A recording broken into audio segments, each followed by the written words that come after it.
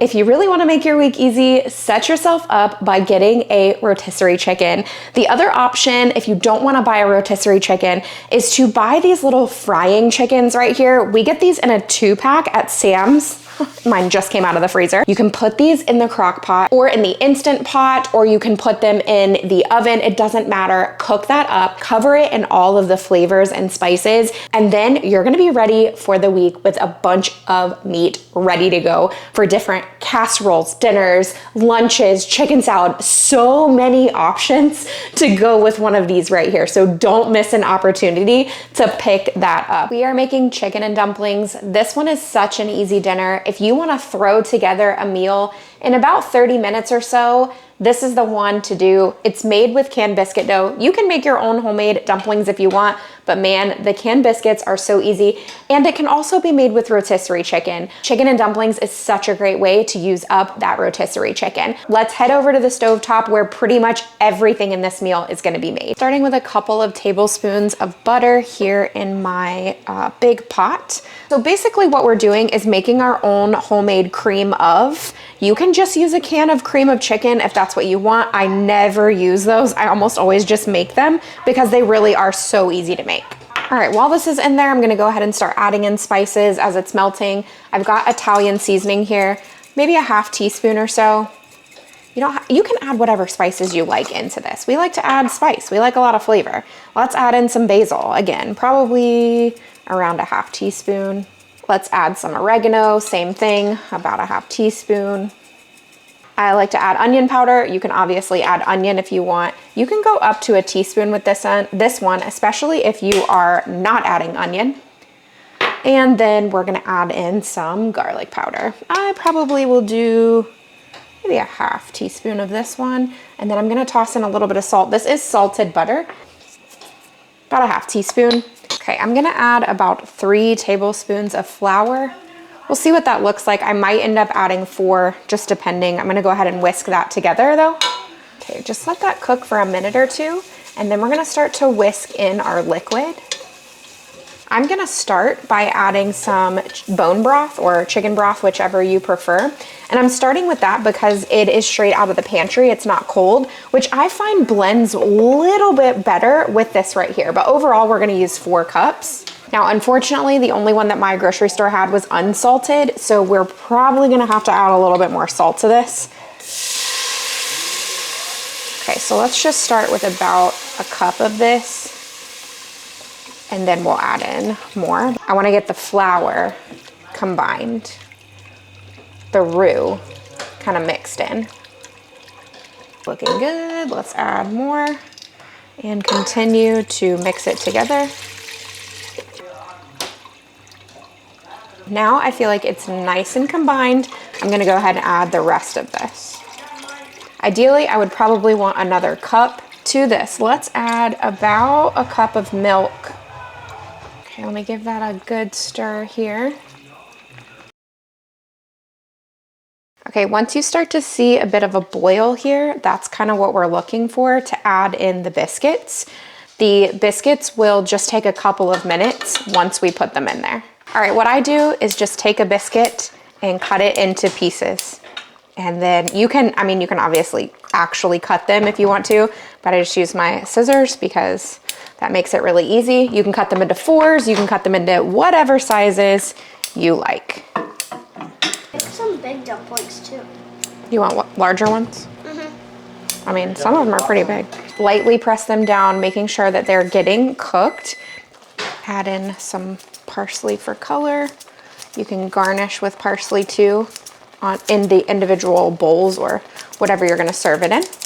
Okay, we got the boil. These are all in there. I'm stirring it occasionally, but we just need it to really simmer now. So I'm turning down my heat about 10 minutes and then it's ready to go. I think I'm actually just gonna put a lid on just for a few minutes. To finish off this recipe, let's go pull some parsley from the garden. You guys know how much I love doing this.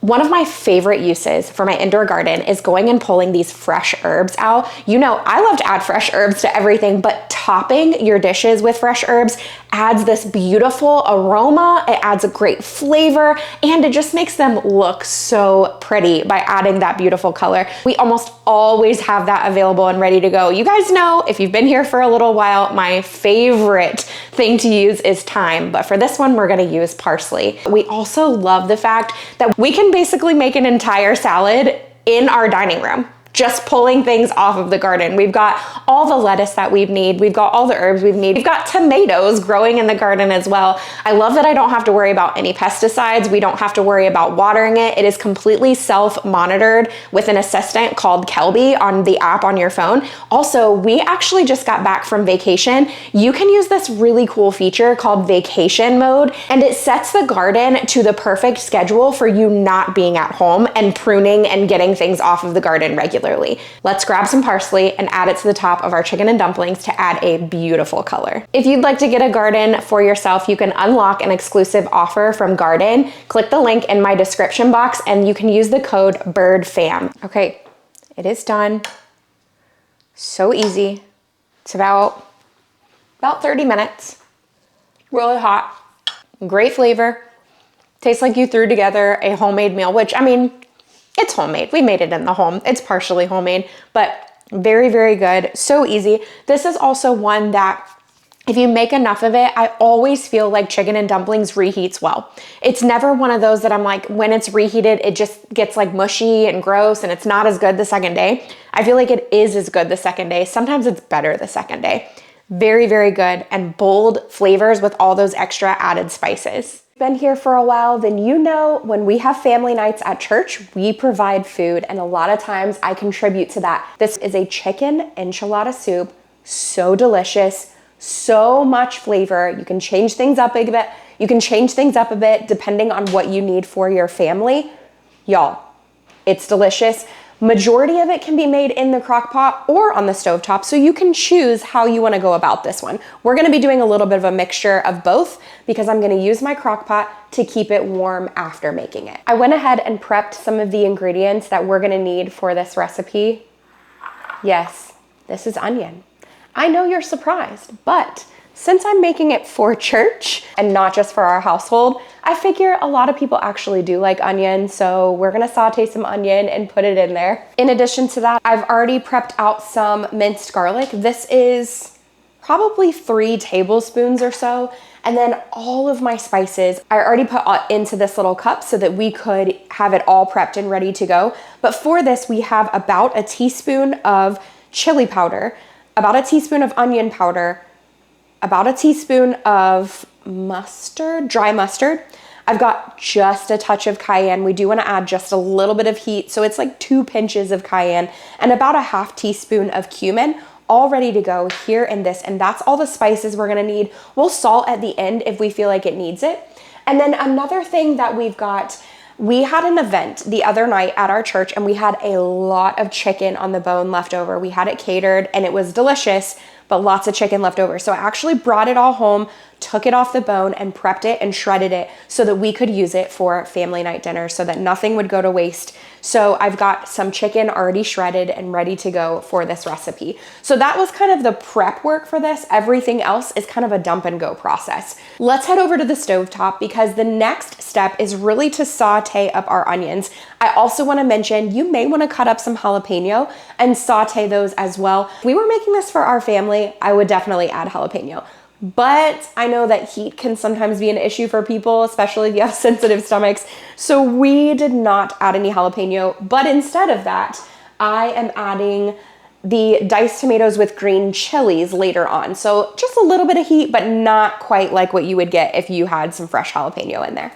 All right, I'm gonna start by turning my heat on to about a medium high and add about maybe a little less than a tablespoon of olive oil or whatever kind of oil you prefer. Also keep in mind, you don't have to use pre-cooked chicken. You can honestly add all of this to a nice big pot and boil your chicken in the soup, okay? As you're making it, cook the chicken inside of it.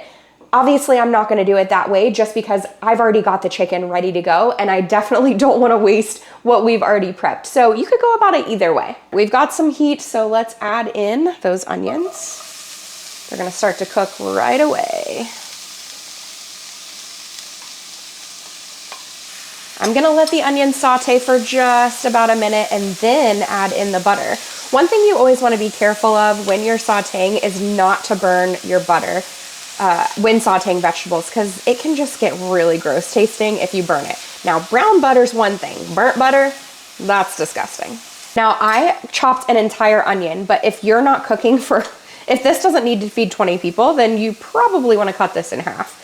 I'm adding 2 tablespoons of butter to this recipe. Again, I will have the conversions in the description box where you can change the recipe for the amount of people that you're cooking for. We have probably about 80 people coming tonight. So I'm making 2 soups and then some other people are making soups so that we'll have plenty for everyone. But my soups will probably feed about 40. Now, as this is cooking up, we're gonna add in all of those spices. So you think it smells good right now? Wait until this smell-o-vision. Whoa, this is gonna be so good. All right, let's just let these work for just a few minutes. I'm also gonna add in the minced garlic. And this doesn't need to cook for very long, so that's why we kind of wait till the end. Once the onions have started to become a little more translucent, you can start to see that they're not quite as crunchy. Now, while the onions are working on the other side of the kitchen, let's go ahead and add all of our chicken here into the crock pot. And just to make sure that we have enough chicken, I went ahead and cooked up 2 more chicken breasts, and I'm gonna add one of them that is shredded here into this pot. I just wanna make sure there's a good amount of protein in them. Okay, the onions are done, so we're gonna add all of those in. I'm gonna toss that together just a little bit. No good reason, because we're about to pour a bunch of stuff in there. We're going to add 2 cans of red enchilada sauce. Obviously, if you don't need to make this for that many people, then you can add less. Okay, I'm supposed to have 2 cans of diced tomatoes with chilies. Okay, so I just bought the store brand of this, but obviously you can do Rotel. It's the same thing. And we are not draining these. I am wondering if my crock pot is gonna be big enough for this soup. I might need to use my Instant Pot, because it's gonna be a whole lot harder to transfer all the liquid once I put that in there. Let's just transfer it, okay? So same process, I'm gonna be using my Instant Pot as a crock pot. I feel like that's gonna be a lot better. When I got an Instant Pot, I thought I would use it all the time because it was the thing. Second of all, I thought that I needed the biggest Instant Pot that they have available. I did not. I needed probably the smallest that they have available. I'm very thankful for it now though, because I use it so frequently for church. We are adding 2 cans of black beans. These are 15-ounce cans each, and I am going to drain and rinse the black beans. All right, another thing that you guys are probably aware of if you're not new here is that we don't typically as a family love corn added into stuff. We actually love corn, but we'll usually just put it on the side. I am choosing to use frozen corn. We love white corn. If you're trying to feed a lot of people, like in this case, corn is one of those really great fillers. I mean, black beans, those are also a really great filler. Corn is a great filler. I'm probably gonna add 2 bags. Let's see what this looks like when I stir it together. I bought 2 bags. Yeah, let's add 2 bags of this white choux peg corn. We're adding 8 cups of chicken broth. You guys know, if you've been here for a while, that I prefer bone broth. If I were making this for my family, I would use bone broth instead of chicken broth because of the protein content. It's significantly higher. However, bone broth is also more expensive. So when I'm considering feeding this many people on our church budget, I'm always conscious about that kind of stuff. So I did chicken broth instead, and we're gonna add 2 cartons or 8 cups. Just stir. I always like to make sure as I'm pouring this stuff in, it's hard to remove liquid once you get it all stirred together. So I like to just stir it together, but then make sure it doesn't look like too much liquid, because then if I add a whole other carton and it's too much, then that kind of stinks. All right, now I'm gonna just let this cook on low. It's 12:03. Our dinner usually starts around 5:45. I'm just gonna put this on a very low temperature. Everything is already cooked. We're just letting it come up to a temperature. Then right before, I'm gonna add some cream cheese in here, and it's just gonna give it a richness that is gonna, oh, it's gonna be so good. So let's just put that in there and just set that thing, set it to low and just let it cook.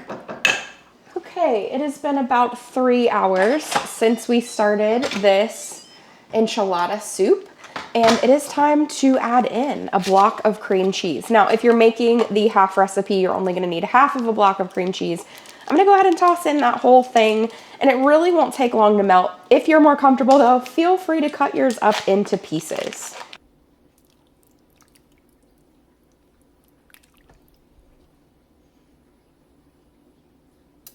For church, I have sour cream and cheese, but for home, we're just using some Greek yogurt, which you guys know we like to use in place of sour cream. I'm gonna add a little bit of cheese. Even though we already added some cheese into the recipe, I do think just adding just a little bit, I mean, it just looks really pretty. And then just some green on the top. I mean, look at all the goodness inside of here. That is what you want. Oh my goodness. Let's give this a little taste. Really good flavor. You get just a touch of heat, not too much, just a touch from that Rotel. With the chilies, obviously you would get more if you had some jalapeno. This may be one of the things where you serve as a topping. You have your sour cream, your cheese, maybe some avocado, some parsley or cilantro even, and then some chopped or diced jalapeno. That's a really great option for the people that really do like spicy foods. Oh yeah. We're gonna make some mini pot pies, and I'm gonna spray 6 of these. I'm only making a half recipe of this because I've got several other things that we're making for dinner tonight. But if you want to, you can make the full recipe, which is 12. And what that tells me is I need to open a new one of these. So we've got 3, or sorry, I can't even count. We've got 6 of these sprayed. This is my puff pastry dough. You can also use crescent roll dough that you just roll right out. It's totally up to you, whichever you would like to do. We're just gonna roll this out. It's also thawed for the most part. A round cookie cutter, and we're gonna cut out pieces here. And I personally am gonna go this direction because we're gonna use these extra bits later on. I'll probably put this back in the refrigerator while we work on the rest of the recipe so that this can actually harden back up just a little for the purpose of the rest of this video. So you're gonna take your round and just press that into your muffin tin. As you can see, I've pressed these in to my muffin tin. That's all you need to do is just press those in a little bit. You can smooth them out, make them look really pretty, totally up to you. I am going to move over to my stovetop because the filling is gonna be made over there. All right, we're starting with a 1/4 cup of butter. Okay, our butter is melted, so we are adding 3 tablespoons of flour. We'll stir that together, kind of making a paste with this. And in my measuring cup already prepared, I have a 1/2 cup of milk mixed with a 1/2 cup of chicken broth, bone broth, chicken stock, whichever you prefer. Let's mix all of that together. And it's gonna thicken up, and there you have your cream of. Now you can add salt, pepper, whatever kinds of things you like. If you wanna do a mushroom-based one, you could add some mushrooms in there, add some celery in there, whatever your preference is. But we do need to bring up the heat here just so it gets to a simmer so it can help to thicken it up. You can see that thickens up really quickly. I've got some cooked chicken already shredded. I shredded it, pulled it off the bone and shredded it. We're gonna add it right here into this mixture. Now, if you want to, I mean, you could use canned chicken, you could use rotisserie chicken, use your leftover chicken that you had last night for dinner and just shred some and add it in here. I probably only need a cup, honestly, based on the amount of pot pies that we're making, but you know, you can kind of mix in, figure out how much you need. This is gonna, I feel like this is actually gonna be more than what we need for this recipe. Let's turn our heat down. Now our pot pie is a little bit non-traditional. I'm actually gonna add basil and bacon. We already have basil on our garden ready to go, and we have bacon prepped and ready, and I just feel like these flavors are gonna work really well together. I mean, we might be inventing a whole new chicken pot pie here. Whole different thing. All right, I'm gonna take this and just spoon a little bit into each one. It's probably, I would say about a 1/4 cup goes into each one. I could get out my measuring cup, and that would probably be really helpful, but this is already dirty, so we're just gonna use what is already available. Oh, this actually might be the perfect amount.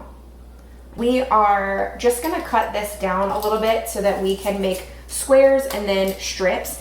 If you have a pastry cutter that has like the rippled edges, one of these, I just know all the technical terms, guys. That would be a really cute thing to do, but I'm just gonna cut strips with my pizza cutter. And then we're gonna take that and just do this type of number. And this is obviously a lot more work than you have to do. You lay another piece on the top and poke holes in it, like a square piece or a round piece would be totally fine to do that. I'm gonna do this on a couple, and then we'll see if I'm feeling extra enough that we continue down this path.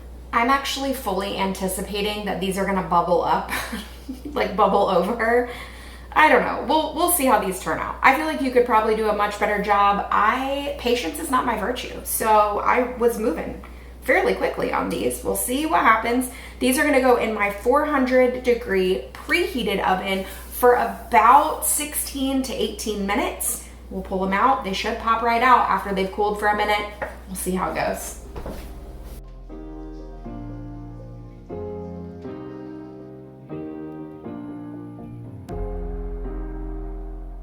Let's cut open one of these little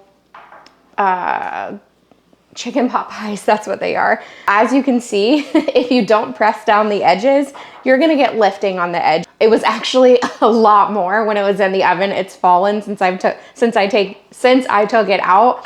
But when it was in the oven, I was thinking, oh, this looks really funny. But you can see you've got the pot pie filling, all the good stuff in there. All right, let's try this with the addition of the bacon and the basil, because obviously this is not a traditional pot pie. This is me just making something completely new out of pot pie similar like ingredients. That's really good. That's way better than your traditional pot pie. Bacon, basil, chicken, homemade cream of, yeah, way better than your traditional pot pie. I think this is actually a very good option, really good. And use your puff pastry or your crescent dough. This is perfect with that. Our verse today comes from Joshua 1:9. Have I not commanded you? Be strong and courageous. Do not be frightened and do not be dismayed, for the Lord your God is with you wherever you go.